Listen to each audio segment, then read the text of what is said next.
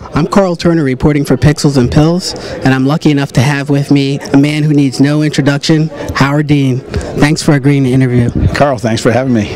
All right, so I wanted to ask you, you're former presidential candidate, governor. What are you up to now? I'm doing a little work for a law firm in town. We have some clients in the pharmaceutical business, the biotechnology industry. I do a lot of international work with democracy building around the world. And I'm involved in some other projects, some education projects, so a little of everything. Okay, so I heard you speaking, and you've made your opposition to DTC advertising known. Can you talk a little bit about that? Yeah, I think the problem with DTC advertising is it really substitutes the judgment for the judgment of the doctor. And you know, there are a lot of examples, people coming in and saying, well, I'd really like this pill or I'd really like that pill. And in a 30-second soundbite, it's pretty hard to understand for a layperson, let alone a physician, what the merits and demerits of a particular product are. That dovetails with the fact that doctors, you know, have 6 to 7 minutes to see a patient, and so you don't want to use the 6 to 7 minutes arguing about what the guy saw on television last night. Right. On the issue of tax deductibility, the speaker before you, Jim Davidson, talked a little bit about excluding pharmaceutical companies from, or excluding tax deductibility. Did you hear any of his?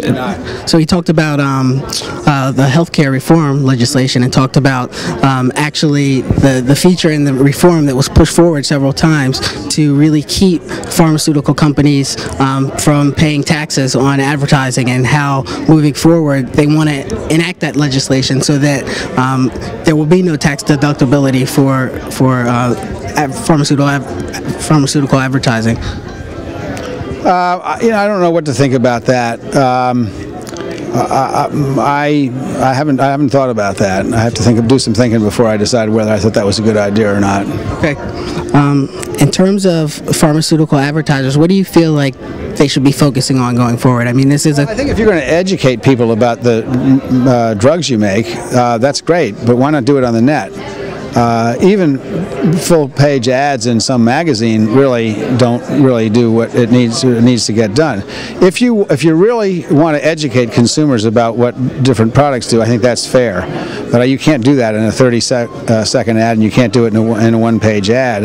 And you know, I'm old-fashioned enough to think that doctors who have some background, ought to be the place that the people that you educate about your various products, because I think they can push back if they have seen a study that this doesn't work so well or whatever. Actually, I'm a big believer in the free samples, that which educates people. And the reason I do is because it serves the pharmaceutical industry for educating people, doctors about and they can try it out. But it also helps people in the doctor's office who can't afford their medications. So you know, I think if there's going to be some good for patients, then it's whatever you do is okay. But I think direct-to-consumer advertising doesn't produce a lot of good for patients. Okay, thank you for your time. I'm Carl Turner reporting for Pixels and Pills from the DTC National Conference.